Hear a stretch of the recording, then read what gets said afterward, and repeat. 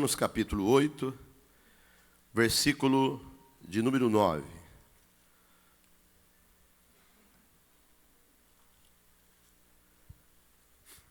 Diz o texto. Eu vou ler na nossa tradução primeiro, depois vou ler na tradução do Novo Mundo. Vós, porém, não estáis na carne, mas no Espírito. Letra maiúscula aí na sua Bíblia. E se de fato no Espírito de Deus, letra maiúscula, habita em vós, e se não tem o Espírito de Cristo, esse tal não é dele. Esse foi o texto que fez com que eu desejasse morar no céu. A tradução do Novo Mundo, vamos lá. No entanto, vós estáis harmonicamente, não na carne, mas com o Espírito, letra minúscula. E se o Espírito de Deus, Espírito em letra minúscula e Deus em letra garrafais, verdadeiramente morrer em vós, mas se alguém não tiver o Espírito, letra minúscula, de Cristo, este não pertence a ele. E esse Senhor perguntou para mim, veja que na sua Bíblia, Deus está em letras garrafais. Então o Espírito aqui é o Espírito de Deus, é o poder, né? É aquilo que vocês pregam lá em Gênesis 1, quando nós lemos na Bíblia, qual é a base das testemunhas de dizer que o Espírito Santo não é uma pessoa? É porque eles olham Gênesis 1, dizia, o Espírito do Senhor pairava sobre as águas. Para o testemunho de Jeová, o Espírito Santo não é uma pessoa. Para o testemunho de Jeová, o Espírito Santo é o poder que opera, é o vento. Né? Esse é o Espírito Santo para eles. Então ele diz para mim, então esse Espírito aqui é o Espírito de Deus. Aí ele disse assim para mim, esse Espírito aqui sopra sobre a gente? Pois é, se você tem esse Espírito, você crê que você tem esse Espírito em Deus? Eu disse, eu creio, está aí na Bíblia. Pois é, se você crê, veja o que diz o restante do texto na sua Bíblia. Agora na Bíblia deles, ó. Mas se alguém não tiver esse Espírito, aí ele perguntou, que Espírito? Eu falei, o de Deus. Pois é, mas não tiver Cristo, esse tal não é dele. Está na Bíblia dele, gente, aqui, ó. Essa palavra fez com que eu começasse a pensar. Ele falou só isso. Falou para mim assim, posso fazer uma oração por você? Eu disse não. Mas ele fez assim mesmo, né? Ele começou a orar, eu aguardei ele orar a oração dele lá. Terminou, e ele disse para mim assim, que o Espírito do Deus eterno seja com você. Você tem um lugar lá no céu. Foi só isso. E eu saí dali, no primeiro momento ignorei, a mente fechada, coração fechado. Eu ignorei aquela situação. Mas aquilo não saiu da minha mente. Por quê? Porque o Espírito Santo, ele está conosco, gente. É, né? E aquilo foi batendo no meu coração, foi batendo. Quando retornei novamente à casa do meu pai havia se batizado, minha mãe, meu irmão. E nesse momento eu comecei a discutir com eles por que eles tinham tomado aquela decisão, que aquilo é uma religião mentirosa, Babilônia grande. E pegamos a Bíblia e tentei provar para eles, mas não consegui. E me lembro que esse pastor foi almoçar lá em casa, novamente, e ele me encontrou e diz assim, olha, está chegando o dia que Deus terá um encontro com você. Eu falei, não, eu já tenho Deus. Ele falou, não, você não tem Deus, você acha que você conhece Deus. Olha, irmão, como Deus trabalhando. Passado 15 dias depois, eu estava treinando umas meninas de Manaus, na região do Amazonas, para a evangelização, venda de revista Sentinela Despertai. Nós batemos numa casa. Quando batemos nessa casa, saiu uma senhora nos atender. Uma casa humilde, uma senhora, com o rosto avermelhado. E eu disse para ela assim, as meninas do meu lado, 3 meninas. E eu disse para ela assim: minha senhora, eu queria falar do reino de Deus para a senhora. Ela disse: pode entrar, moço, vem cá. E aí eu entrei numa casa humilde, uma portinha de lata, né, aquelas portinhas bem fraquinhas. Quando eu entro, tinha 2 irmãs do círculo de oração orando, né? Aí a irmã tocou nas 2 e disse: o moço, umas moças quer falar do reino de Deus para nós aqui. Aí uma irmã daquela já levantou falando em língua estranha. Entendeu? Aleluia. Quando ela começou a falar em língua estranha, irmãos, e glorificar a Deus, a outra também já levantou falando em língua estranha. Aquela irmã que abriu a porta olhou para mim e disse assim: hoje é o dia em que Deus escolheu para falar com você. Irmã, e começou as irmãs a falar em língua estranha. As meninas saíram para fora, ficaram com medo, né? Daquele barulhão, saíram para fora. Eu fui tentar sair para fora, irmão, e a porta estava aqui. Eu empurrei a porta, né, com as costas, e a porta fechou atrás de mim. A irmã veio e colocou a mão na minha cabeça. Quando ela colocou a mão na minha cabeça, eu caí no chão, literalmente, de joelho. E ela falou comigo, falou que tinha salvo meu pai, salvo a minha mãe, salvo o meu irmão. E aquele dia era o meu dia. E que o meu nome estava escrito no livro do céu. E que eu ia morar no céu. E aí virou para mim e falou assim: eu já usei o meu servo para falar com você. Você tem um nome lá. Eu saí dali, irmãos, e não consegui mais ser o que eu era. Aí eu virei uma testemunha de Jeová de verdade. Isso foi no dia 8 de outubro de 1990. Quando foi dia 8, dia 9, eu voltei para minha casa. Saí de Tatuí, que eu não conseguia ficar lá. Os próprios líderes lá me aconselhou a ir para casa ficar um tempo. Quando eu cheguei em casa, contei para minha mãe, a minha mãe chamou o pastor. Na época tinha trocado de pastor. O pastor da igreja era o meu sogro. O meu sogro. E ele veio, orou por mim, no dia 10 de outubro de 1990. Ele orou por mim e eu senti uma coisa que eu nunca tinha sentido na minha vida. Um prazer, um gozo extraordinário. Isso foi numa quinta-feira. Eu fui no culto na sexta, culto de doutrina. No sábado tinha um culto de jovem. No sábado, Jesus me batizou com o Espírito Santo. Essa é a forma que eu fui ganhado para Jesus. Não foi num debate bíblico. Não foi num debate bíblico.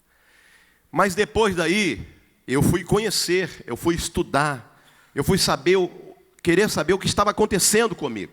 Foi aonde, então, eu comecei a estudar a Bíblia Sagrada de uma forma diferente. Olha o texto que nós acabamos de ler. Tem mais textos assim na Bíblia, pastor? Tem, e muito. Por exemplo, né? Vamos trabalhar aqui um texto. Então, voltando aqui ao zelo das testemunhas de Jeová, né? Eles são zelosos na comportura ou na venda de revistas a Sentinela e Despertai. Por que eles fazem isso de maneira organizada? Porque a Bíblia diz que os filhos das trevas são mais prudentes que os filhos da luz, né? Eles conhecem a cidade. Eu estava dizendo para o Holliston ontem, como é que funciona a evangelização, a venda de revista. Eles dividem a cidade, compram um mapa da cidade, imprime esse mapa, corta esse mapa em pedaços de regiões, no máximo de 10 ruas horizontais e 10 verticais, dentro de um bairro, corta esse pedaço, plastifica e deixa lá no salão do reino que determina aquela região. Esse pedaço vai para um responsável que vai vender as revistas naquela região. Ele demora 1 mês, 2 meses para fazer com 2, 3, 4, 5, no máximo 6 pessoas. Você não vê um bando de testemunhos de Jeová andando junto? Vocês já viram? No máximo 6. Né? De 2 em 2, sempre de 2 em 2. Por que de 2 em 2? Porque eles dizem que Jesus mandou de 2 em 2, né? E sempre um é mais maduro, no certo sentido, na fé do que o outro. O outro está aprendendo, entendeu? E o outro está começando. O outro já é alguém que já caminhou um certo tempo ali. Aí eles fazem aquele pedaço organizado, tentam vender as revistas Sentinela e Despertai, oferecem os seus estudos, pregando a sua doutrina. Depois eles pegam aquele papel, levam para o coordenador, o ancião do salão. Aquele ancião vai pegar um outro e vai passar para o outro. O outro vai voltar lá. Há sempre o testemunho de Jeová batendo na sua porta. Só que não é o mesmo. Vocês já perceberam isso? Porque há essa rotatividade de trabalho deles. Para que você não se canse, né? A pessoa não olhe para você e fala, mas você aqui de novo? Né? Né? Aí é outra pessoa. Por que eles fazem isso? Porque o escravo fiel e discreto prega assiduamente que você precisa ser alguém produtivo. Você precisa ser um ramo enxertado, né, na organização, já não é Jesus, né? Mas que esse ramo não pode ser infrutífero, senão você vai perder o reino dos céus.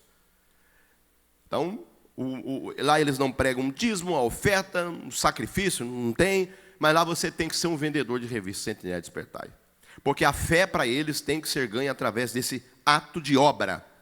Por isso que eles são desse jeito. É como espírita, não é?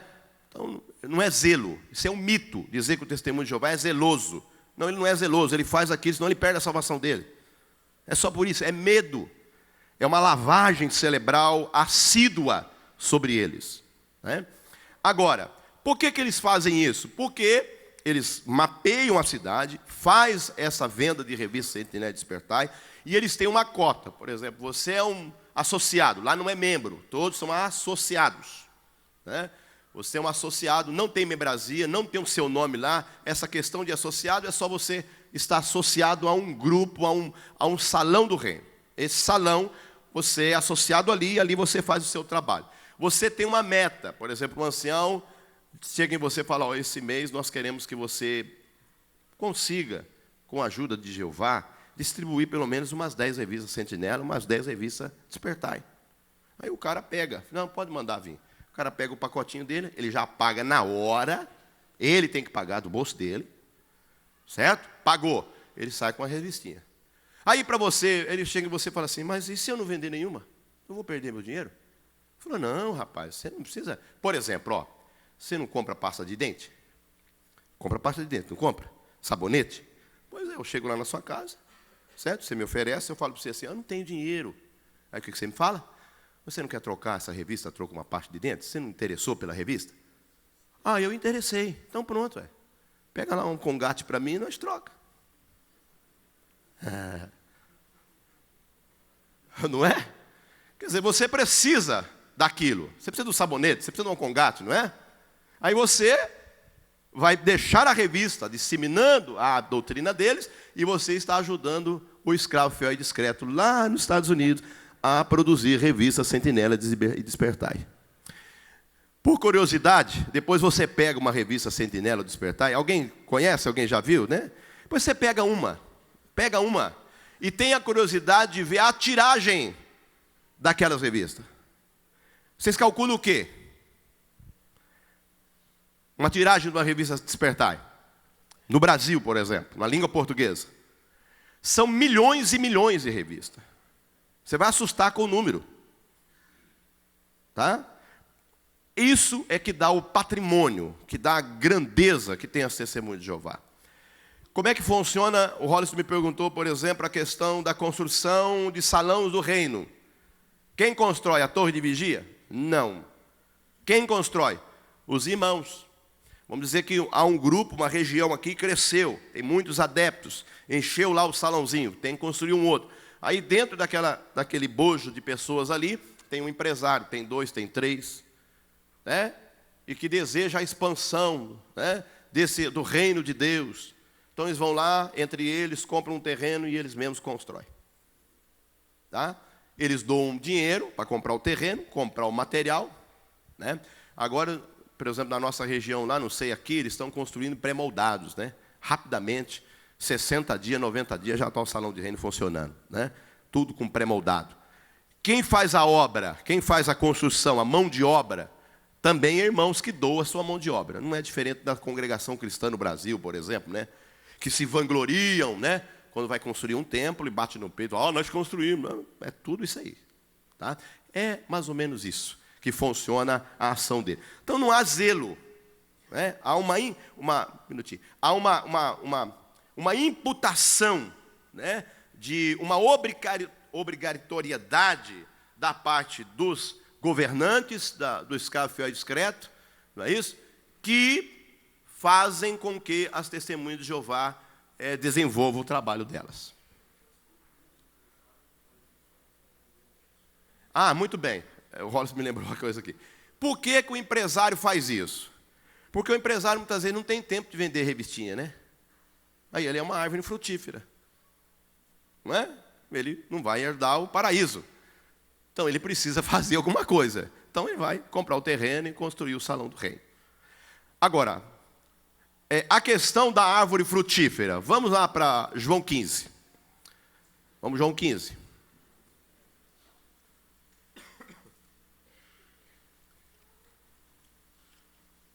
Eu vou ler na Bíblia deles, como também vou ler na nossa.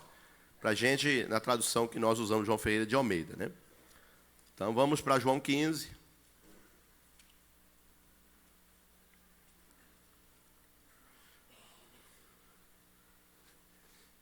Olha o texto de João 15.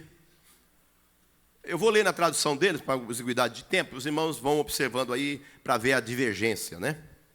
Eu sou a videira. O meu pai é o lavrador. Todo ramo que em mim não dá fruto, ele tira. E todo que não dá fruto, ele tira. E todo aquele que dá fruto, ele limpa, para que dê mais fruto. Ok.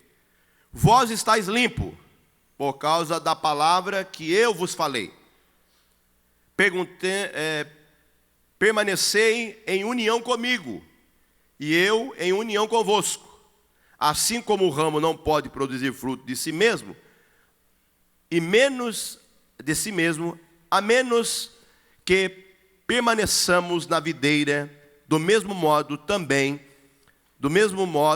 tampouco vós podereis, a menos que permanecei em união comigo. Então vocês vão observar aqui que ele vai usar a palavra união várias vezes, né? Você tem que estar unido com Cristo. A nossa tradução diz que nós temos que estar ligado em Cristo. Não é isso? Há uma divergência aqui. Mas o interessante, olha aqui no versículo de número 4. Permanecei em união comigo, e eu em união convosco. Assim como o ramo não pode dar fruto de si mesmo, a menos que permaneça na videira. Agora vamos lá para o versículo 1. Você está falando com o testemunho de Jeová. Eu sou Quem é a videira? Na Bíblia deles, quem é a videira?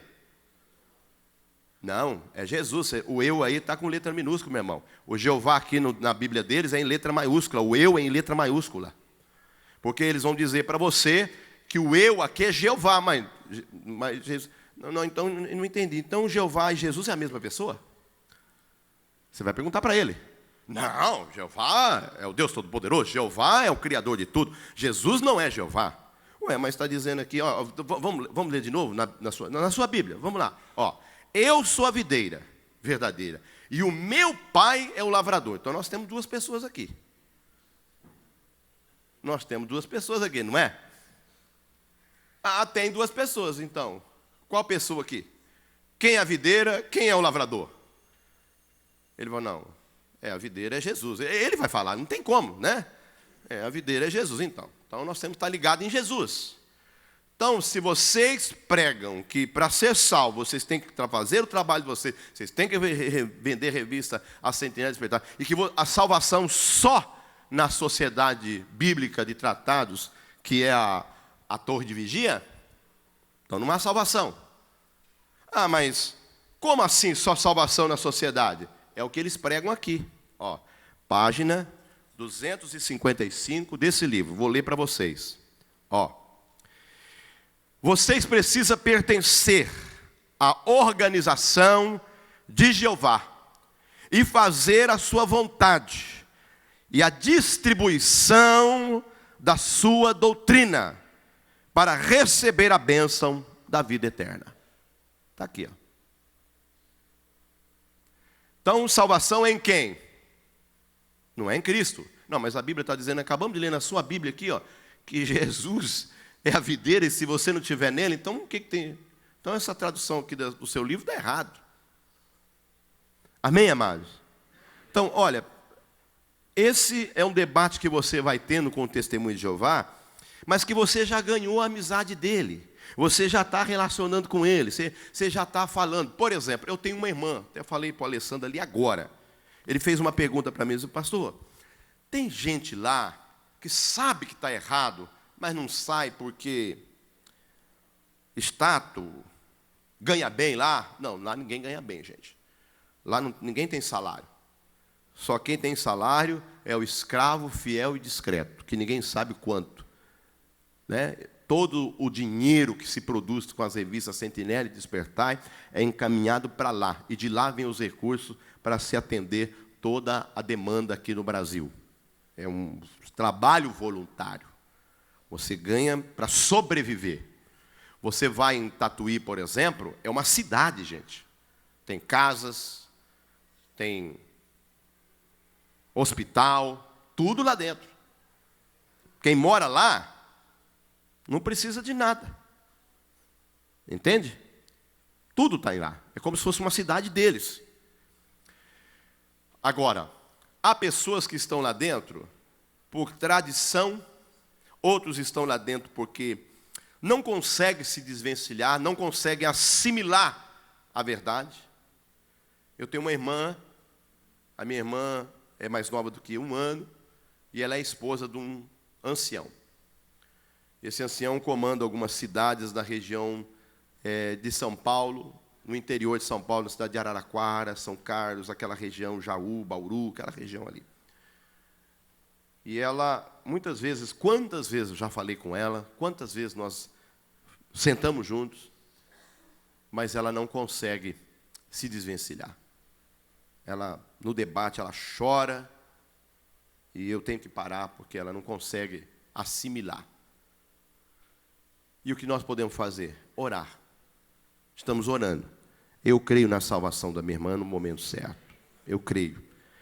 Agora, meu cunhado, ele tem uma visão mais administrativa, uma visão que o leva a viver essa vida, não por ganho.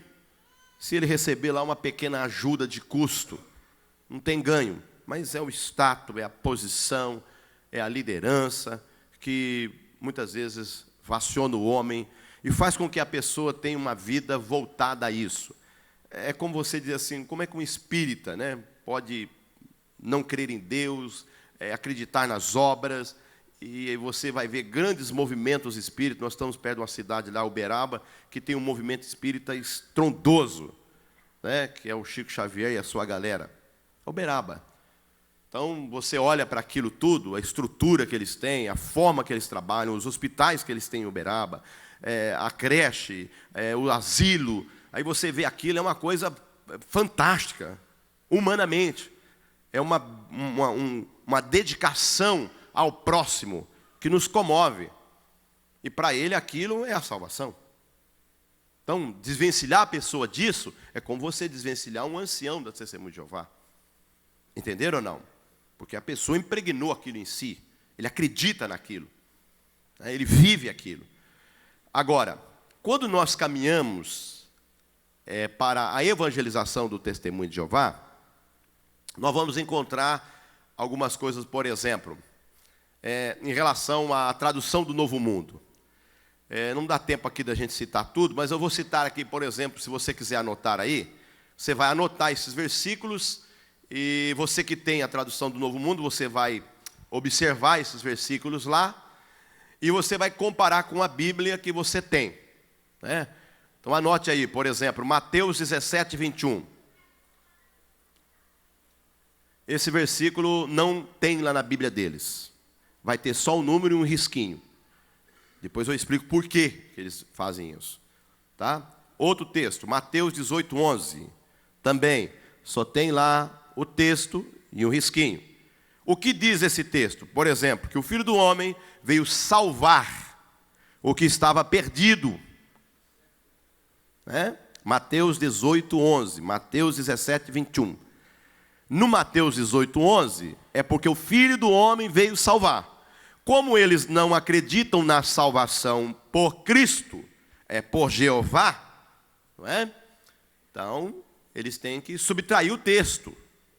Eles vão dizer que esse texto não é inspirado por Deus. Eu vou dizer por que depois, né? Mateus 23, 14, é outro texto subtraído da Bíblia deles, né? Marcos 7, 16. Marcos 9, 44. Marcos 7, 16 e Marcos 9, 44. 9:44 e 9:46 de Marcos, né? Marcos 11, 26.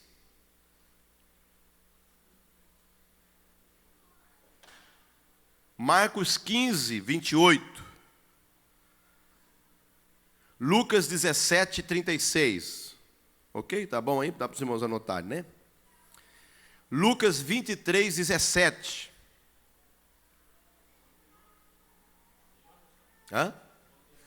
O anterior é Marcos 15, 28. Lucas 17, 36. Lucas 23, 17. João 5, 4, desculpa. João 5, 4. Atos 8, 37. É interessante, amados, vamos anotar o texto, depois eu faço, senão eu vou perder aqui o fio com os irmãos. Romanos 16, 24. 1 João 5, 7.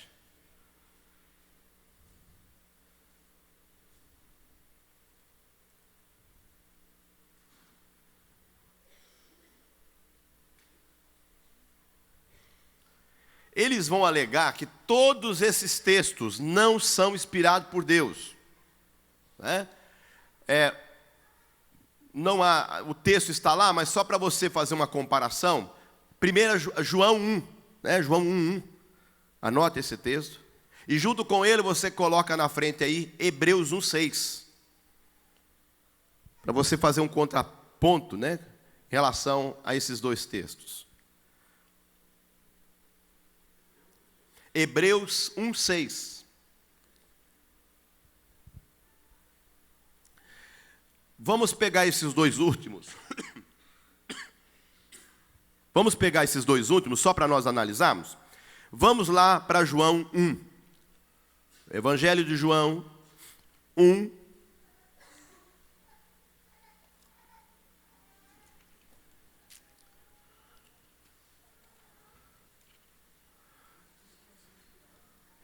Que não são inspirados. Eu vou ler aqui para o irmão, quer ver? Ó, a fala deles, né? Que eu tirei, eu vou citar também.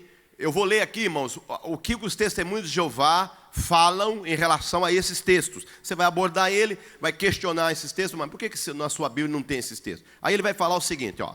A erudição bíblica tem trazido luz que tais palavras manifestas nunca fizeram parte dos manuscritos originais. Essa declaração falta nos manuscritos antigos que remontam os séculos passados, contrário ao que seria inspirado dos copistas na época da sua inscrição. Isso se evidencia melhor em que os manuscritos bíblicos mais antigos e mais fidedignos não compunham esse conjunto de textos. Portanto, se não puder achar certas palavras ou certos textos numa tradução moderna, no caso aqui, igual a deles, né? Você não deva se assustar, porque os verdadeiros tradutores da Bíblia traduziram para você uma Bíblia 100% do original. Onde que está essa fonte? Revista Sentinela, de 1975, você acha ela na internet, né? Pastor Ezequias Soares tem um site também que fala muito sobre isso, e ele tem documentos que provam. Aí ele escaneou, ele tem lá uma página, você pode entrar lá e abaixar essas páginas. Você vai abaixar a revista, você fala assim, você conhece essa revista? No caso que você já está abordando o Testemunho de Jeová. É uma revista Sentinela, de 1975, nas páginas 16 e 17. Você vai encontrar essa colocação deles. Amém? Ok? Isso eles alegando a não veracidade bíblica desses textos, né? Agora, quando eles falarem isso, você não precisa citar a revista Sentinela. Se você tiver ela, ok. Uma conversa mais alongada, né? Você pode ler João 1, né? E se você tiver lá, por exemplo, a tradução bíblica deles, não essa aqui de 89, desculpa, de 86, mas a de 1963 e a de 1967. Adquiram, gente. É muito barato e é uma oportunidade de você evangelizar e ganhar essas pessoas para Jesus. Aí vamos ao texto então. Ó, João 1. Na Bíblia deles, está escrito assim, nessa tradução de 82, com revisão em 1986. Diz assim: no princípio era a palavra, e a palavra estava com Deus, e a palavra era um Deus. Aí tem um acréscimo. Deus aqui na Bíblia deles tem a palavra um entre asterísticos, tá? E a palavra Deus em minúsculo, tá? Na nossa Bíblia, que não é só a nossa Bíblia, o pastor Rinaldi, que escreve muito também na defesa da fé, aquela Bíblia apologética. Quem tem a Bíblia apologética aí? Ó, lá você vai ter esse estudo aqui. Você abre lá a Bíblia apologética, no capítulo, em João 1:1, você vai ter toda a explicação de como se deu esse fato. Para os testemunhos de Jeová, mas você não vai poder ler uma Bíblia para eles, porque eles não aceitam outra Bíblia. Não adianta você chegar com a Bíblia apologética e tentar provar para eles. Seria bom se você tivesse a Bíblia deles. Não só essa tradução, mas a tradução de 1963, a tradução de 1967. Por quê? Porque a tradução de 63, a tradução de 67, não vai estar o texto como está aqui em 82. Lá na Bíblia deles, vai estar escrito assim, ó, como está na nossa. Ó, no princípio era a palavra, e a palavra estava com Deus, e a palavra era Deus. Está na Bíblia deles. Aí você vai falar, mas como é que está na Bíblia de vocês aqui? Né? Você compara as duas Bíblias. Na sua que você tem, está dizendo isso, mas essa aqui não é de vocês? Você vai lá, mostra que é deles. Eu fiz isso com um ancião, há mais ou menos um ano atrás, que tem gente corajosa, né? Foi lá, bateu, eu moro do lado da igreja Assembleia de Deus, ele foi lá, entrou lá dentro, me procurando que tinha uma palavra para mim. É muita coragem, não é? E eu fiz esse questionamento para ele, fui lá na biblioteca, peguei os livros, quando ele entrou dentro do meu, levei ele para dentro do meu gabinete, ele olhou assim, um monte de livro, e falou assim, o senhor gosta de ler? Eu falei, eu gosto um pouquinho. Aí fui lá, peguei as Bíblias, botei em cima da mesa, falei, me responde essa pergunta aqui, já que o senhor entrou aqui dentro, eu quero que o senhor me responda isso aqui. A resposta dele foi assim, eu vou consultar a sociedade bíblica e depois eu volto com a resposta para o senhor. Faz 8 meses que eu estou esperando. Quem sabe ele foi lá hoje, né? Mas olha aqui, aí, na tradução deles, da de 1967 e a de 63, vai estar escrito exatamente como a nossa Bíblia. E não é só a nossa tradução, João Ferreira de Almeida. Existem 19, no mínimo, 19 traduções bíblicas no Brasil, na língua portuguesa, que tratam o texto na sua originalidade, como nós conhecemos. E o verbo era Deus. Né? Há uma tradução, a deles diz assim, e a palavra era um Deus, minúsculo, né? Um Deus minúsculo. Quiseram um Deus menor, porque eles vão dizer que na divindade de Jesus, Jesus é um Deus, mas é um deusinho menorzinho. Entendeu? É um deusinho pequenininho, né? Jeová não, Jeová é o Todo-Poderoso. Os irmãos estão entendendo? Né? Vamos lá para o texto de Hebreus. Vamos lá, o texto de Hebreus. Esse texto aqui, irmão, é o que eu mais gosto, né? Porque tanto na Bíblia de 1963, como na Bíblia de 1967, como nessa aqui de 1982, ela vai tratar o texto na sua originalidade, que é. Só que daí, agora, as traduções mais modernas deles, eles substituíram uma palavrinha, né? E aí fica mais fácil até de você comparar com a Bíblia que eles têm. Por exemplo, o texto diz assim, você vai perguntar para ele assim, então Jesus é um deusinho menorzinho. Jesus é um deusinho menor, não pode ser adorado. Não, não pode ser adorado. Hebreus 1:6. Jesus não pode ser adorado. Jesus não pode ser adorado. Não, não pode. Aí você vai pegar, então, por favor, leia na sua Bíblia para mim, Hebreus 1:6. O cara vai abrir a Bíblia, né? O que está escrito lá? Diz o texto, mas ao trazer novamente o seu primogênito à terra habitada, ele diz, quem diz? Jeová. E todos os anjos de Deus lhe adorem.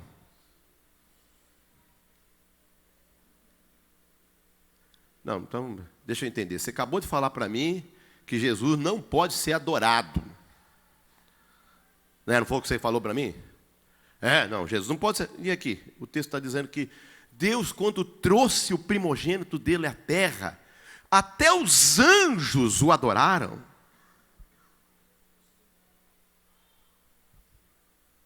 Está entendendo, gente?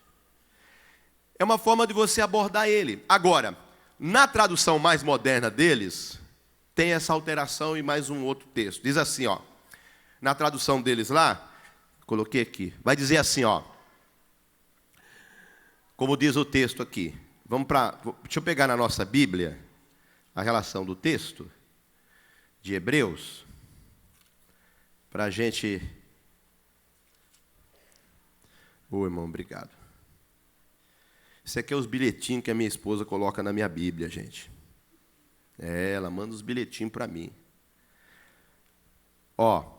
Hebreus 1:6, diz assim. Vocês querem saber que o bilhetinho está aqui, irmão? Eu vou ler para vocês. Bem, está passando do horário. Termina o culto. Brincadeira, irmãos. Mas essas coisas a mulher não fala, né, pastor? Ela só olha, a gente já sabe, né? Vamos lá, Hebreus 1:6. Diz o texto. Na nossa tradução, tá? E novamente, ao introduzir o primogênito no mundo, diz a todos os anjos de Deus, o adorem. Na tradução moderna dele, e essa mesma palavra está na tradução de 82 deles, revisão de 86. Agora, na Bíblia que eles estão usando agora, atual, vai estar assim: e todos os anjos de Deus lhe prestem homenagem. Lhe prestem homenagem. Entenderam ou não? Porque adorar é um ato de submissão e rendição ao ser que eu estou adorando. Amém? Prestar homenagem não é um ato de adoração, é? Não. Por exemplo, ontem eu vi aqui o CTM prestando homenagem ao doutor Ismael e ao pastor Isaías. Uma homenagem. Ganharam lá uma placa de homenagem. Então eles estão dizendo que nós não devemos adorar a Jesus, mas que nós necessitamos fazer o quê? Lhe prestar homenagem. A tradução deles. Aí você pega a Bíblia de 82, pega a Bíblia de 63, pega a Bíblia de 67 e fala, gente, então peraí, explica isso aqui para mim. Não é? O escravo fiel e discreto de vocês, lá em Cesarolange, né? Lá nos Estados Unidos, no Brooklyn, está errado, porque uma Bíblia diz uma coisa, a outra Bíblia diz outra, a outra Bíblia diz outra. Os irmãos estão me entendendo, irmão? Então, essa é a ação deles. Tá? Agora, por exemplo, por que eles rejeitam a Cristo? Olha o que esse livro, na página 34 e 35 deles, dizem acerca de Jesus. Ó, este Jesus não é Jeová Deus. Ponto. Mas, existindo na forma de Deus, era uma pessoa espiritual, como Deus é espírito. Era todo-poderoso, mas não o todo-poderoso, como Jeová Deus é. Também ele existia antes de todas as outras criaturas de Deus, porque foi o primogênito filho de Jeová Deus que veio à existência. Por isso é chamado Filho unigênito de Deus, porque Deus não teve associado, teve associado ao trazer à existência o seu único filho. Ele não é o autor da criação. Jesus não é o autor da criação. Mas depois dele, ou antes dele, houve criações. Deus criou. Então ele não é aquele a qual as outras religiões ensinam que ele é o verdadeiro Deus. Ele não é Deus, ele é um ser inferior a Jeová Deus, porque é uma criatura de Jeová Deus. Isso está nesse livro, na página 34 e 35. Agora, o que nós entendemos com essa fala? Primeiro, Jesus não é Deus. É isso que eles estão ensinando, tirando a divindade de Cristo. A sua vida humana foi simplesmente uma pessoa espiritual. Não é como nós ensinamos. Jesus Cristo foi 100% Deus e 100% homem. Não é o Todo-Poderoso, porque quem é o Todo-Poderoso é Jeová Deus. Jesus não é. Não foi criado pelo Pai. Aliás, foi uma das criaturas do Pai, não a única. Não é o autor da criação. Jesus não é o autor da criação. Tá? Agora, quando nós caminhamos para as Escrituras, nós vamos encontrar, por exemplo, Hebreus, capítulo. Aí você fala, então Jesus não é Deus, né? Não. Ele não participou da criação, não. Mas gozado, a minha Bíblia, lê na sua Bíblia aí, Hebreus, capítulo 1, vamos lá em Hebreus 1 de novo. Olha o que diz o texto.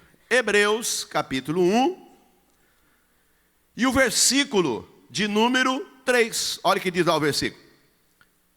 Hebreus 3, 1. Hebreus 1, 3, desculpa.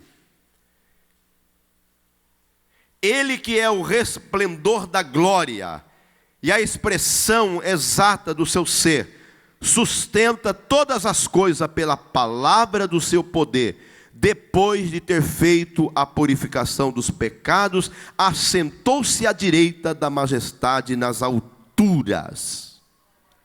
Olha a tradução. Ele é o reflexo.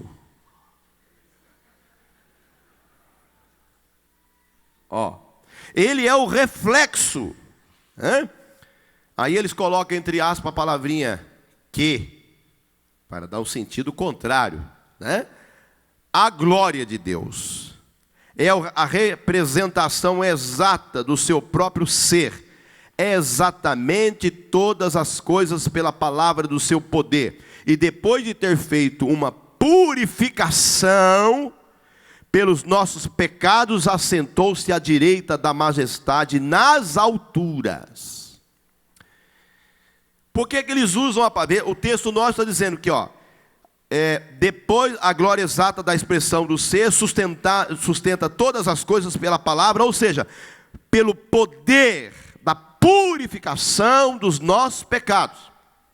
Então nós cremos fielmente que nós somos purificados pela palavra, pelo ato, né, da morte de Cristo na cruz. Eles não.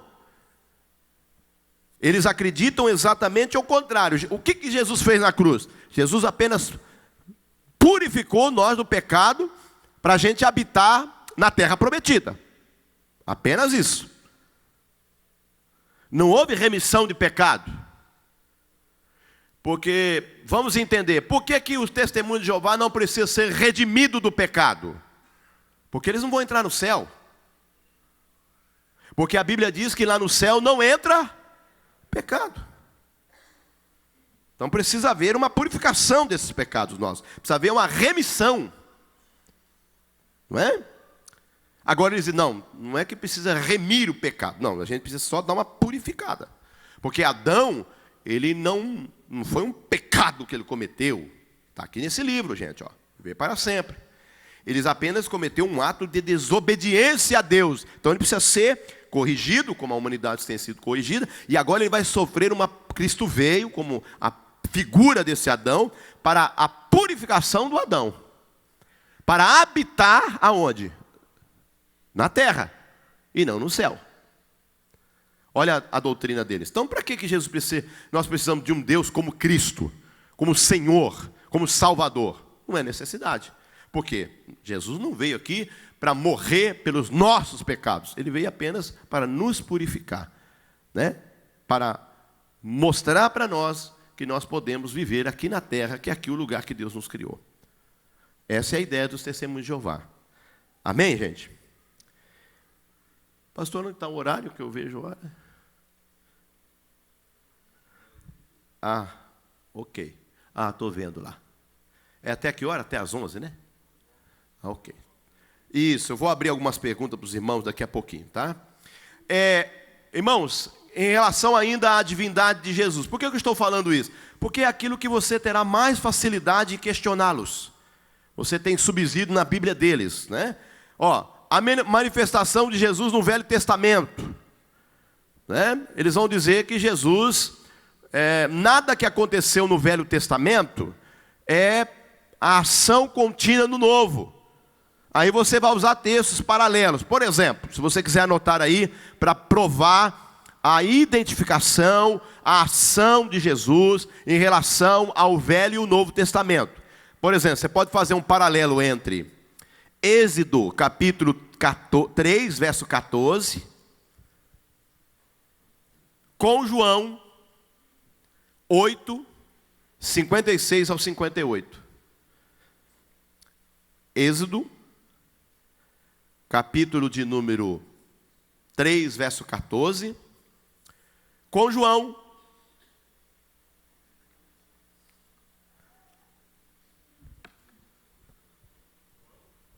João capítulo 8, verso 56 e 58. Por causa da exiguidade de tempo, nós não vamos ler os textos, né? Jeremias 17, 10, com o Apocalipse. Ou para ficar mais chique, né, para você falar para ele, revelação, né? Você muda o nome do Apocalipse, fica mais legal para falar com eles. 2:23.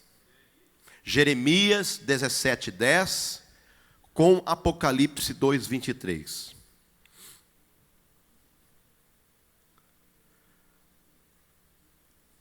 Isaías 6:10 com João 12:37 ao 41.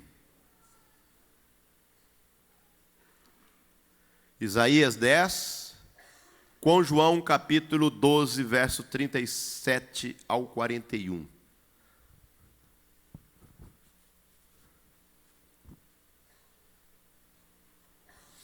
Isaías 8, 13, 14, com 1 Pedro 2, 7 e 8. Isaías 8, 13, 14, com 1 Pedro 2, 7 e 8.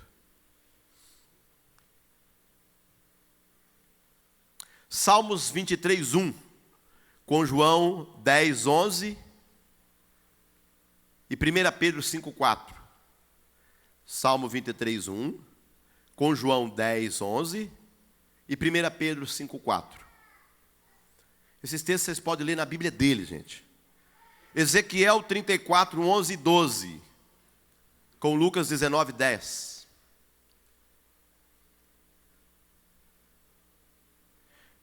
Deuteronômio 6, 16, com Mateus 4, 10.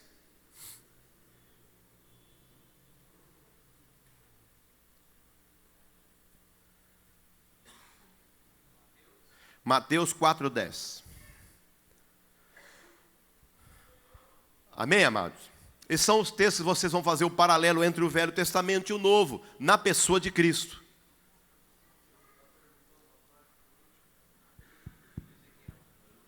A Ezequiel, capítulo 34, 11 e 12, com Lucas 19:10.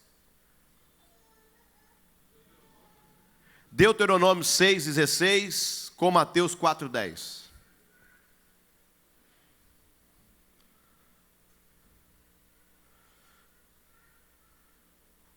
Vocês podem anotar. Depois, irmãos, eu vou passar o meu e-mail para vocês. Vocês podem mandar e-mail para mim. Eu mando o que eu tiver lá de estudo, eu mando para os irmãos. Amém? Vamos, que nem disse o Holliston ontem, né? Conhecimento não é para guardar para a gente, né? Tem que distribuir, né, Holliston? E vindo de quem veio, né? A informação, então a gente tem que... Por exemplo, não vai dar tempo de eu passar aqui, por exemplo, a prova da divindade de Cristo e os atributos de Cristo nos atributos de Deus. Tem texto para isso, gente, né? Aí não vai dar tempo de eu passar aqui, mas, por exemplo, vamos citar aí Apocalipse 1, 16, 21, 6, né? Com Isaías 41, 4, que fala de Deus e fala de Cristo. E aí nós vamos trabalhar toda essa ação dos atributos da divindade de Cristo no caráter de Deus, nos atributos de Deus, né? Como a santidade, a justiça, né? Os atributos de Deus na pessoa de Cristo, né? Então nós podemos trabalhar isso. Aí vocês podem... Anota o meu e-mail aí, gente, para a gente não esquecer. Aí eu passo isso para vocês. Fala, pastor, passo que o senhor tiver aí testemunho de Jeová e eu vou passar várias informações. Também livros que tem no mercado que são muito bons. Você pode abaixar e preparar para dialogar com as testemunhas de Jeová. Anote aí, ó. PR. Ivan Barreto, com N, né? Barreto, no singular e não no plural, tá? @hotmail.com. Ok? Aí vocês vão solicitando esse material, a gente vai passando, tá bom? Para os irmãos.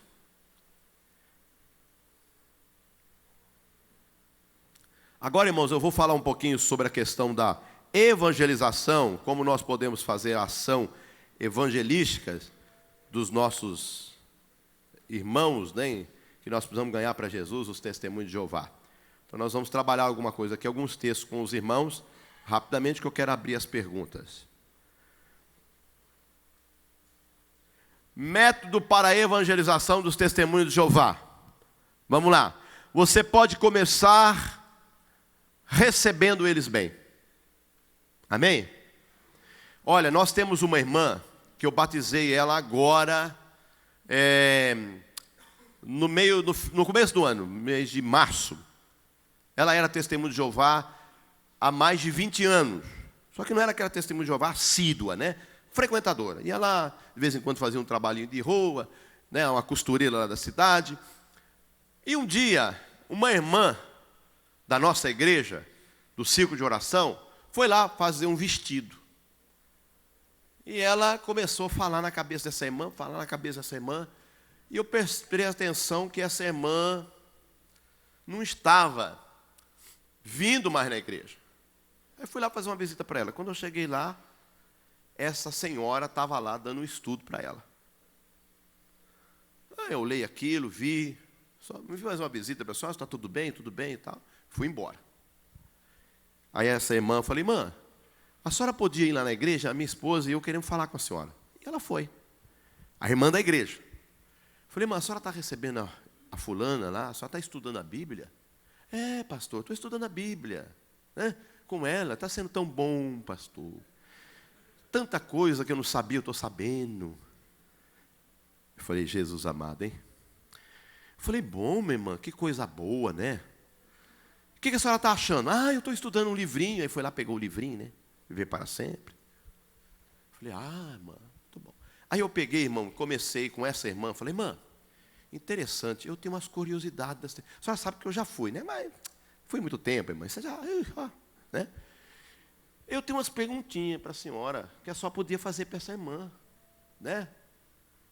Irmão. Por exemplo, né? Aí comecei a fazer perguntinhas num papelzinho com os textos bíblicos para a irmã fazer para ela. Irmã, sabe o que aconteceu? A irmã ganhou a Testemunha de Jeová para Jesus. E nós batizamos ela. Eu preparei a irmã para ganhar ela para Jesus. Se eu falo para a irmã, não, irmã, esse povo é do capeta, irmão, esse povo não merece Deus, irmão, eu perdi a irmã. Perdi ou não perdia? Perdi a irmã do ciclo de oração, por uma Testemunha de Jeová. Porque eles são perspicazes no ato de ensinar, irmão, de pegar isso aqui, ler isso aqui, e a Bíblia deles. Agora, nós temos que usar a nossa metodologia. Ganhe eles para você, seja amigo deles. Não vai debater Bíblia assim, brigando com eles, não. Então, primeira metodologia, abra um diálogo, se torne amigo dessa pessoa.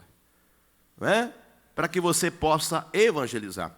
Eu gosto muito de conversar com o Dagnaldo, Até ontem eu conversava com o Rolls sobre ele, que é um missionário que esteve no Egito. Ele foi para lá, ficou lá 4 anos, morando no Egito, dando aula de inglês.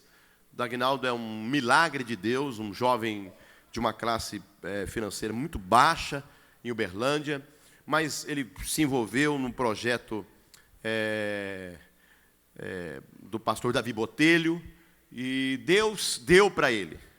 Deus deu para ele. O Dagnaldo, em pouco tempo, irmão, dominou a língua árabe e dominou o inglês. Coisa que, se você conversa hoje com o Davi Botelho, você falar no nome do Dagnaldo, o Davi Botelho fala assim, até hoje eu não entendo.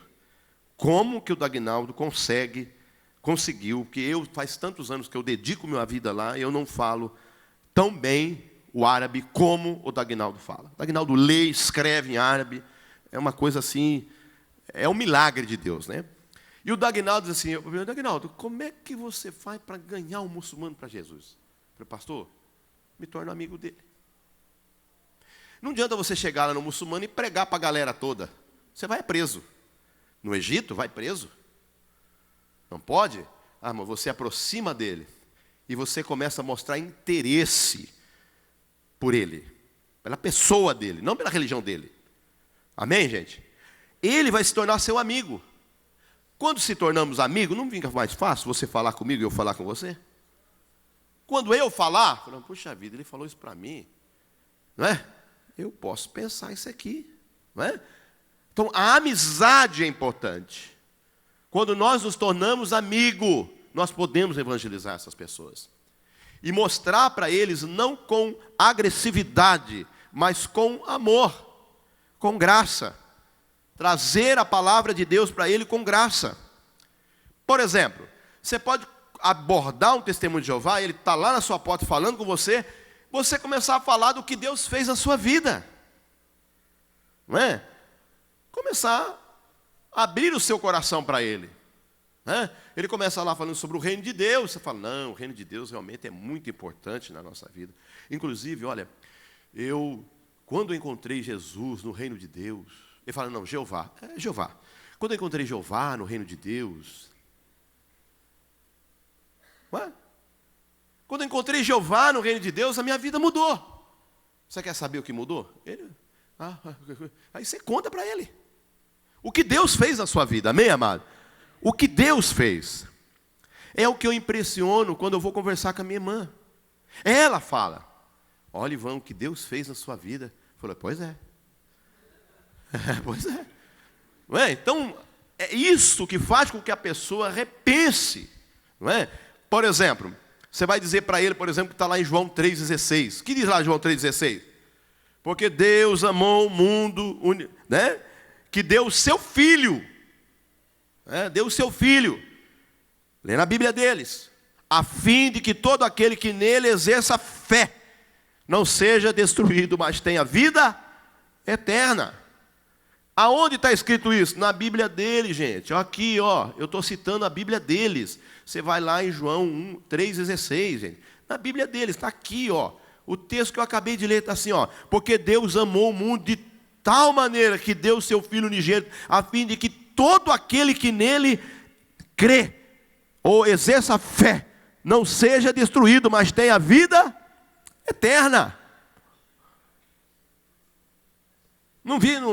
Aí não adianta, ele mesmo vai pensar, puxa vida, mas é Jesus, É Jesus, a gente precisa crer em Jesus para ter vida eterna, Não é na organização, Não é em Jeová Deus, né? É no Cristo, aquele enviado de Deus. Aí você lê outro texto, sem discutir, né? João 14,6, na Bíblia deles, o que eu anotei aqui, tudo a Bíblia deles, ó. E Jesus, diz assim o texto: eu sou o caminho, Jesus dizendo, e a vida. Ninguém vai ao Pai se não for por mim. Na Bíblia dele, gente. Não vai falar de Jeová ainda, não toca nesse negócio. Você está lendo o texto deles, né? Então, rapaz, quando eu li esse texto, né, falou muito comigo. Você conta o seu testemunho, né? Você vai ler para eles Atos 4,12. Outra maneira de evangelizar, que diz lá: igualmente não há salvação em nenhum outro, pois não há outro nome debaixo do céu, a não ser Jesus Cristo, Filho de Deus, para a salvação. Bíblia deles, não é? Mas quando a gente vai evangelizar um testemunho de Jeová, a gente quer discutir Bíblia, a gente quer provar para eles que nós somos os caras. Não é verdade? Gente, vai fechar a porta, ele não vai voltar.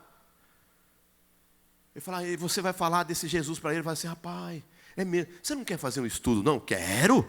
Rapaz, vocês não, que coisa boa. Venha, que dia? Tal dia. Receba o cara na sua casa, não é? Faz lá um bonito café, não é? Nós temos um irmão evangelista lá na nossa igreja que está discipulando lá um testemunho de Jeová, mas a esposa, eles foram lá dar o estudo. Aí o Edilson fala, e aí Edilson? Fala, pastor, ele chega lá, eu fiz um cafezão para ele, toma café com a gente, depois vamos para o estudo. E eu só vou questionando, pastor, eu estou que nem aquele mineirinho, comendo pelas beiradinhas, né? Sem soprar. Irmão, e sabe o que eu creio? Eu creio, eu estou orando, sempre eu estou pedindo oração, nós vamos ganhar aquele casal para Jesus. Nós vamos batizar eles. Amém, amados? Por quê? Porque você capacita aqueles que vão trabalhar com isso aqui. Não é discutir, não é brigar, é trazer para dentro. Amém, amado? Agora, olha o que diz Atos 16, 30 e 31, na Bíblia deles, ó. E eles os trouxeram para fora e disse, senhores, o que temos de fazer para ser salvo? Que diz o texto, amados, que a gente cita direto. Crê no Senhor Jesus Cristo, será salvo tu e a tua família. Você leu o texto para ele. Crê em quem? Aí você deixa o Espírito Santo trabalhar, irmão. Aí você, é lógico que você não vai ler assim, né? Ó, diz o texto lá, irmão. Senhores, eu tenho vos trazido para fora, para a salvação. Diz Jesus, crê no Senhor Jesus Cristo, será salvo tu e a tua casa. Não, irmão, você não vai ler assim para ele. Você vai ler cheio do Espírito Santo, não é? Cheio de poder. Você vai começar assim, ó. O Senhor é o que tenho... E eles trouxeram para fora e disse, os senhores é que tenho de fazer para vos salvar. Senhores, o que eu devo fazer para salvar? Uma pergunta que todo mundo pergunta para a gente, né? Pois é, eu também tinha essa pergunta, rapaz. Eu olhava para o céu, não tinha ninguém para me ensinar. Não, agora eu tenho, você está vindo aqui me ensinar, né? Mas eu não tinha. Aí eu olhava para o céu e dizia assim, gente, quem poderá me salvar, né? Aí eu li esse texto, rapaz, olha o que diz o texto aqui, ó. E disse, aí você dá força no negócio, né? Que ele diz o Ebenezer, né? Dá força no negócio. Diz o quê? E crê no Senhor Jesus Cristo, será salvo tu e a tua família. Olha, irmão, viu como é fácil? Amados, eu quero tirar um mito seu. Ó, testemunha de Jeová não conhece Bíblia. Ponto final. Segundo, não tenha medo de falar com eles. Você tem o Espírito Santo, amado. Pronto. Nós temos o Espírito Santo. Nós temos ele, podemos. Ele vai nos ajudar e nós podemos ganhar essas pessoas para Jesus. Amém, amado? Esse é o caminho. Se os TJs, irmão, questionar, dizer assim, mas o Pai é maior. Vamos dizer, não, ok, Jesus Cristo aí é verdade, mas Jeová é maior. Porque eles têm se impregnado na cabeça. Aí você vai abrir, não, irmão, o quê? Não, Jesus e Jeová é igual a igual. Não adianta você falar isso para ele, irmão. Aí você pensa e fala assim, não, rapaz, não é questão de quem é maior, quem é menor. Nós estamos falando aqui de salvação. salvação. Aí você olha para ele assim, com aquele olhar lagrimejante, né? Entendeu? Aquele olhar cheio do Espírito Santo, né, Rosa? Você olha para ele assim, amando a alma dele. Você olha para ele e diz assim: você é salvo.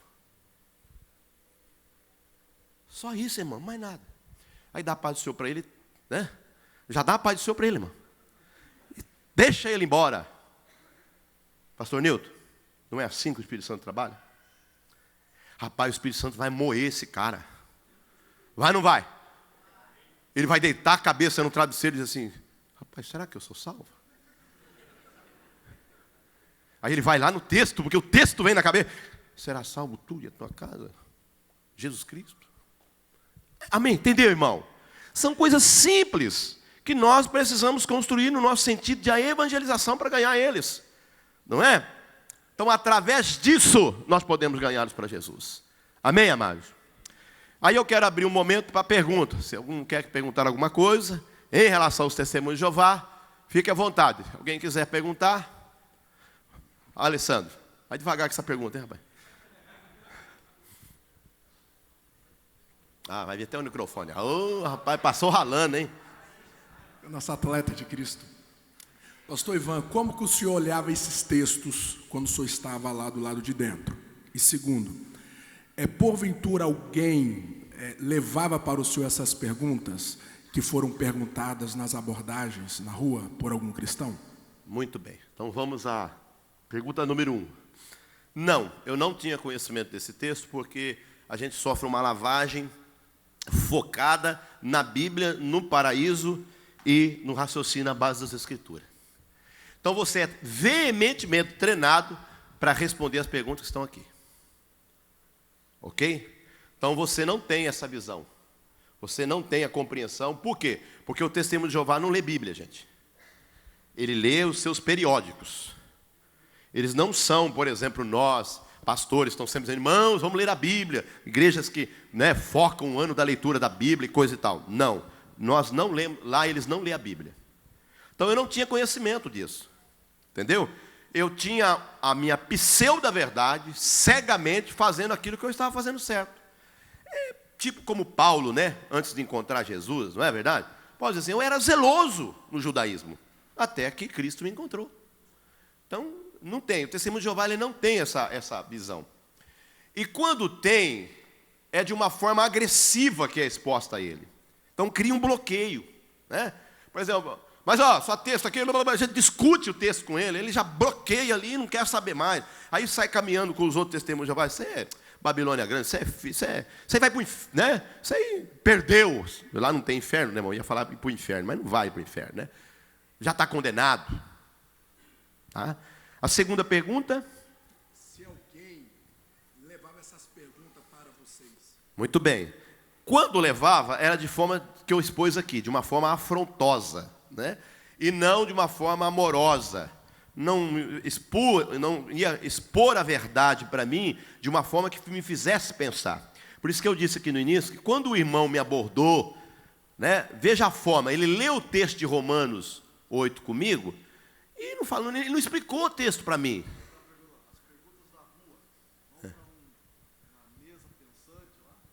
Não vão. Não vão. No meu tempo, por exemplo, só se for uma coisa muito, eu diria assim, porque eles ignoram o Holliston. Quando você faz uma pergunta para ele, aquela pergunta chega em mim, por exemplo, eu sou um superintendente, ou estou batendo lá na sua porta, eu tenho uma aí, né? Por exemplo, tem duas pessoas ali, dando testemunho, vendendo a revistinha Despertai, aí a pessoa aborda ele com uma temática mais profunda, né? Se ele tem conhecimento, ele vai discutir alguma coisa, mas vai ignorar. Então tá bom, tchau, e vai embora. Não é assim? Né? Se é alguém que faz uma pergunta mais veemente, que é uma resposta, e sempre ali tem um superintendente, tem um ancião, a pessoa traz um ancião, o ancião responde. Se o ancião for daqueles que gostam de brigar, vai ter uma discussão. Se não for, o ancião ignora. Aí sai caminhando com as testemunhas e diz: gente, Jesus já falou, né? Olha, irmão, não deve dar pele aos porcos. Isso é porco. Pronto, irmão. Para aquele que está chegando, não é? Viu o porco falando, e o cara falando que ele é um porco, acabou, irmão. Ele já fechou a mente ali, pronto. Olha como é que a coisa funciona, amém? Entendeu? Mais alguma pergunta? Um minutinho. O microfone vai aí, meu filho, espera aí. O atleta está indo mais devagar agora, né? Pastor, só a questão dos 147 mil, como é que eles 144 mil, como é que eles introduzem isso? Ok. Eles leem o texto de Apocalipse, fazem uma interpretação errônea sem ler o contexto, não é isso? É uma coisa natural deles. E eles acreditam, não fazem, eles dizem que o texto é de uma forma literal, né? E não real. O texto diz lá que serão 12 de cada tribo, é assim que nós cremos, como está na Bíblia. Eles dizem que não, que aquilo é uma forma figurada, entendeu? E que os 144 mil, né, são homens escolhidos para morar no céu, aleatoriamente, até 1914. Tá? Até 1914. De 1914 para frente, não tem mais 144 mil. Entendeu? Então, para eles, quem nasceu antes de 1914, eram todos 144 mil. Quem nasceu depois, não é mais. Por quê? Porque deu o advento da vinda de Cristo. Russell, ele vai várias vezes profetizar, porque ele tem uma origem. Qual a origem dele, gente? Adventista. E os adventistas já falou que Jesus vinha quantas vezes, né? Então, Russell não é diferente. Ele marcou a vinda de Jesus em 1914, não veio. Marcou em 1915, não veio. Marcou em 1918, não veio. Marcou em 1941, não veio. Morreu em 1942. Não é? Aí veio o próximo. Quem? Rutherford. Marcou para 1975. Interessante que Russell pregava dizendo assim, Jesus vem para instaurar o seu reino e a paz sobre a humanidade. Só que no período que ele profetizou isso, Jesus não veio e nós tivemos 2 guerras mundiais. Quer dizer, numa discussão com o Testemunho de Jeová, do amigo já está dentro de casa, ele lá, né? Você já pode abordar isso com ele. Agora, não vai falar, não rapaz, vocês são filhos do diabo, vocês profetizam que Jesus vem, mas não vem. Não, irmão, você fechou a porta. Não faça isso, amém? Então, esse é o diálogo. Agora, quem são os 144 mil para eles? O irmão entendeu? Nascidos antes de 1914. De 1914 para frente, ok? Não são 144 mil, vão viver aqui na terra. Quem é o escravo fiel e discreto? O escravo fiel e discreto que cuida das literaturas das Testemunhas de Jeová precisa ser um dos 144 mil. Então nós temos aí coloca aí, quem nasceu em 1914, né? Aí depois, dizendo, não, é quem já estava convertido. Depois, uma revista Sentinela, que eu não me lembro aqui, mas eu posso depois, se me lembrar, eu te mando ela. Eles vão dizer em 1981, 83, se eu não estiver enganado, que é o tempo certo, que não era só quem nasceu e se converteu ou foi para a religião. É quem nasceu, até quem nasceu em 1914 pode ser um escolhido. Por quê? Porque estava ficando sem presidente para fazer o escravo fiel e discreto. Porque uma pessoa que nasceu em 1914 está com quantos anos? Está entendendo? Agora, eu não tenho assim ainda a informação concreta, até estou procurando, até a minha irmã ficou de produzir, arrumar esse material para mim, não sei se ela vai conseguir, mas eu quero. Saiu uma revista deles agora dizendo que, como acabou, o cara tem 130 anos, está acabando, diz que Jeová está estipulando um tempo de graça, para esticar um pouco mais para a vinda de Jesus, né? Eles vão mudar essa doutrina, porque, né? Vão mudar, não tem jeito, vai ter que mudar para caber no cabojo deles. Aí o que eles vão fazer? Eles vão abrir um tempo de graça, entende? Interpretando Daniel, o texto lá de Daniel, sobre um tempo, 7 semanas, tal. Há um tempo de graça ali, eles vão encontrar isso aí. Tem esse material produzido já, só que eu não tive acesso. Para que nesse tempo de graça, Deus escolhe alguns que não são 144 mil, para repousar o espírito do escravo fiel e discreto sobre ele. Entendeu como é que é o negócio? Aí eu falei assim, mas como é que é repousar? Não, é porque, por exemplo, como Deus tirou de Moisés, irmão, a coisa é complicada, olha aqui.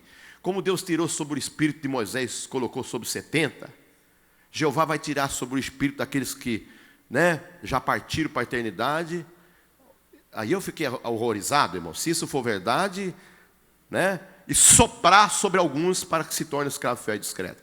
Aí eles vão misturar testemunho de Jeová com mormonismo, não é?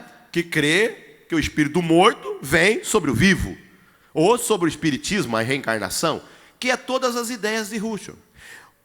Irmão, Charles T. Russell, a primeira tradução da Bíblia deles foi feita por um homem espírita, um francês espírita, adepto do espiritismo. Há quem mandou um e-mail para mim, falou, pastor, coloca aí o depoimento em Paris, quando Russell foi preso pela tradução da Bíblia, sem conhecer as línguas originais, porque um pastor batista bateu de frente com Russell a ponto dele mover um processo contra esse pastor. Só que esse processo foi para os tribunais. Chegou lá, o juiz perguntou para ele, o senhor conhece da língua grega? Perguntou para ele. Conheço. Então pegou um texto do grego e deu para ele traduzir. Ele não conseguiu traduzir. E aí o pastor batista ganhou a causa, né? Mas tem isso na internet, nesse site que eu falei para vocês aí, em defesa da fé, tá? Pois não, meu irmão. Pastor Ivan, qual a diferença na escritura deles? É ancião para viajante. E qual dessa é a função? Ancião para viajante? Ah, irmão, eu desconheço essa colocação, né? Por que eles usam ancião? Eu vou responder assim, né? Ancião. Ancião é porque é a tradução, eu diria, uma pessoa com experiência, uma pessoa idônea, né? É o presbítero, né? Algumas traduções vão usar a palavra ancião, quer dizer, seja uma pessoa madura. Então, o líder da igreja deles precisa ser uma pessoa madura, né? E, normalmente, para você se tornar um ancião das Testemunhas de Jeová, é acima dos 40 anos. Tá? Você precisa ter um elevado conceito entre eles, você precisa ser uma pessoa de alta índole entre eles. É mais ou menos como escolher alguém, né, na questão da maçonaria, né, para que a pessoa se torne um grã-mestre. Né? Você pode ser Quem já leu aqui um livro chamado Maçonaria, o Grau 33, né, vai entender lá como é que funciona essa questão da maçonaria, mas o processo para se escolher um ancião é mesmo que escolher um grã-mestre na maçonaria. Porque Russo também tinha a sua mãozinha lá na maçonaria, né? Só você ler a história. Bem? Alguém mais? Lá atrás, meu irmão. Pode perguntar, minha irmã. Meu filho, o horário aí para mim. Se não, já deu o horário. Vamos lá, minha irmã. Eu fico feliz em te conhecer, porque eu também era testemunha de Jeová há 10 anos. Eu fiquei ali dentro e eu sei muito bem o que é. Tenho todas essas publicações, estudei muito, muito, muito mesmo. Fazia pregação de casa em casa, eu era pioneira. Então, faz 7 anos que eu aceitei Jesus, mas eu não conseguia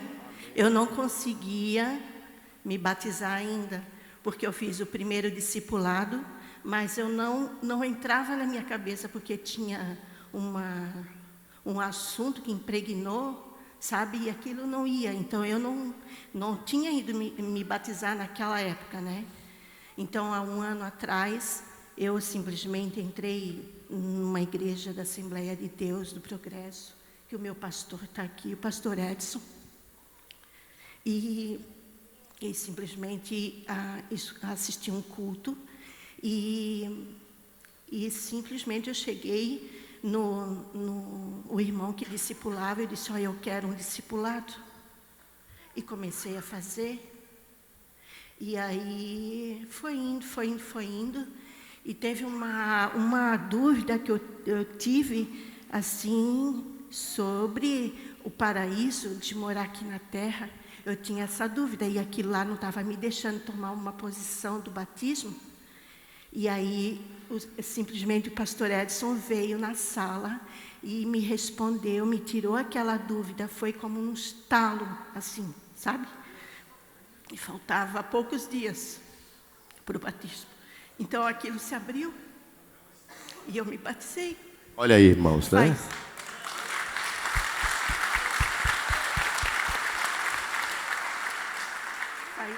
Faz um ano, tá? Mas Deus tem me provido tanto, me abençoado tanto espiritualmente, sabe? Que eu me assusto com as bênçãos que Ele tem me dado. Mas eu tenho uma pergunta. Pode perguntar. Tá? Eu era testemunha de Jeová. Eu cometi um erro, tá? E eu fui desassociada. Só que quando eu cometi o erro, no primeiro instante eu já tinha me arrependido. Mas para eles ali na frente, porque era uma história muito grande assim, e eu estava muito magoada com eles. Eu disse que não. Então eles me desassociaram. Hoje, sabe como é que funciona, né? Sim. Passa pela estrada, eles não te cumprimentam. Exato. Eu não posso cumprimentar eles, tá? Eles batem lá em casa de vez em quando. A minha mãe assim, Luciana, vai lá ver o que eles querem. Aí quando eu apareço, um dia aconteceu isso, eu apareci lá, quando eles me viram, eles disseram, ai, não quero, nós vamos embora. Por quê?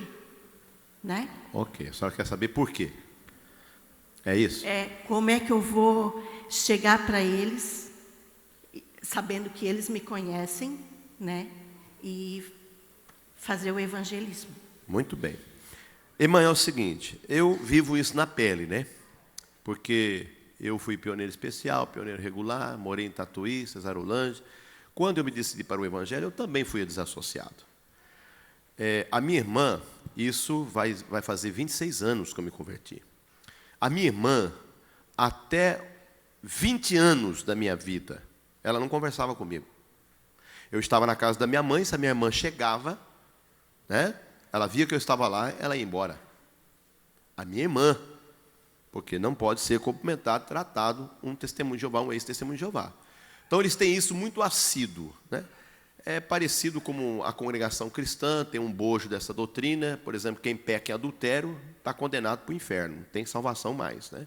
No caso da testemunha de Jeová. No caso da congregação, no caso da testemunha de Jeová, é o desassociado, né? Usam aquele texto de Paulo que diz para Timóteo: com os tais não deves conversar, com os tais não deves cumprimentar, com os tais nem mesmo deveis caminhar. Eles usam esse texto no pé da letra. Paulo está falando ali sobre aqueles que não portavam a verdade, né? E não aqueles que estavam no bojo da igreja. Então isso, irmã, como é que a senhora deve fazer? A senhora terá a oportunidade de receber outros, como eu tive, como eu estou tendo, né? Por exemplo, essa irmã que nós batizamos lá, um dos fatos que mais fez ela estar e desejar estar com Cristo conosco, foi um ato em que o marido dela, ela é casada há quase 50 anos, e o marido dela é aquele homem truculento, aquele homem que muitas vezes até deu alguns empurrões nela. E num determinado momento, ela procurou o ancião e perguntou para ele: rapaz, o meu marido está tendo muito bruto comigo, assim, e não quer se converter, não quer estar conosco aqui. Ele falou: larga dele, o ancião. E eles ensinam isso: o jugo desigual deve ser largado. É ou não é? Você não precisa suportar o jugo desigual, você pode largar. E aí essa irmã, ela diz assim: não, pastor, mas eu não quero largar. Eu quero lutar pelo meu casamento, eu quero lutar pelo meu marido. Não é? E aí, irmã, quando ela veio para conosco, e ela me abordou sobre esse assunto, contou a história do marido. E eu fui fazer uma visita para o marido dela. Fazer uma visita, visitei ele estava com um problema no padrão de energia da casa dele lá, que ele queria colocar 220 e não tinha. Eu consegui um amigo, foi lá, trocou para ele e tal. E ele falou para ela assim: gostei desse ancião aí. Falou para ela, né? E eu comecei a ir lá, visitá-lo, né? Visitar ele. Irmã, quando foi o mês passado, mês de maio, nós fizemos um seminário, um mês da família que nós fazemos lá, né? E palestra todos os sábados e domingos, durante o mês. Ele foi em todas elas. Todas elas. Irmã, e quando foi agora, acho que domingo retrasado, se não me falha a memória, ele foi no culto e na hora do apelo ele já veio à frente e aceitou a Jesus. A irmã, que nem diz o mineiro, né? Está que nem pintinho no lixo, né? Uma alegria tremenda. Então, olha, ela disse, pastor, é milagre o que a senhora contou. Agora eu tenho uma palavra para a senhora. Irmã, é só o começo. Amém? Deus tem muito mais para a senhora. Fique firme, tá? Grandes bênçãos o Senhor tem para a senhora. Amém? Agora, o desafio da senhora é grande, né? Busque de Deus força e ganhe outros para Jesus. A senhora tem a experiência do que é. Amém? Amém, amados? Ó, já deu 11h05. Mais uma pergunta? Então vamos lá. Já passei 9 minutos, irmão. Meu Deus. Pastor Ivan, sobre curas e milagres. Eu estou orando por uma pessoa, Certo. testemunha de Jeová. Não conheço ele. Certo. A irmã dele é uma das professoras que eu coordeno. E ela me falou que ele estava com câncer. E eu comecei a orar. E acredito que provisão de Deus. Comprei uma casa onde tem um pé de graviola. E ela começou a me pedir folhas de graviola. Eu usei isso. Eu disse, olha, eu cedo as folhas com uma condição, né? Com oração e o Senhor vai operar. Mas ela disse para mim, o meu irmão não crê. Eu disse, mas se você crê. E ela, através disso, está levando para a mãe e para a mãe dela, né? E para o irmão. E o irmão, há 7 meses atrás, ele já tinha feito 7 cirurgias. A próxima ia ser extraído o olho dele. E ele, usando o chá e as orações, né? Ele está estabilizado. E ela veio me contar isso. Ela disse, mas Jandira, mas ele não crê, né? Porque eles não creem em curas e milagres. Isso procede? É verdade. Os testemunhos de Jeová não crêem em curas e milagres. Eles acreditam que isso ficou na era dos apóstolos apenas, né? Na igreja primitiva, porque se fazia necessário ao tempo. Agora não mais. Eles acreditam que Deus capacita o homem para a cura. Por isso que existem os médicos, né? É um paradoxo, porque também eles negam a transfusão de sangue, né? E remédios muitos remédios sérios que nós tomamos que têm base no sangue, tirado quimicamente do sangue, né? Então, não se pode ministrar. E se a senhora, por exemplo, quiser saber um pouco mais sobre isso, pesquise sobre a questão de doação de sangue nos Estados Unidos. Nos Estados Unidos, há uma ação de processos penais contra as testemunhas de Jeová alarmante com a questão de doação de sangue, né? Então, eles não crê no batismo com o Espírito Santo, não crê nos dons, não crê na cura, tá? Não acreditam nisso. Então, agora, através da senhora, através da mãe dele, irmã dele, poderá que ele alcance isso. É possível, né? Mas eles não acreditam e não vão tributar a ninguém essa cura. Vão tributar isso aos médicos e ao chá que a senhora acabou de falar aí, né? Graviola, né? É isso, amém? Olha, irmãos, que Deus abençoe. A palavra está com o pastor Nilton. Eu passei o e-mail para vocês, vou repetir: pr.ivanbarreto@hotmail. Vocês podem pegar informações lá e pedir, solicitar, nós estaremos passando para vocês em nome de Jesus, amém? Que Deus abençoe, muito obrigado, Holliston, obrigado, pastor Nilton, que Deus abençoe vocês em nome de Jesus.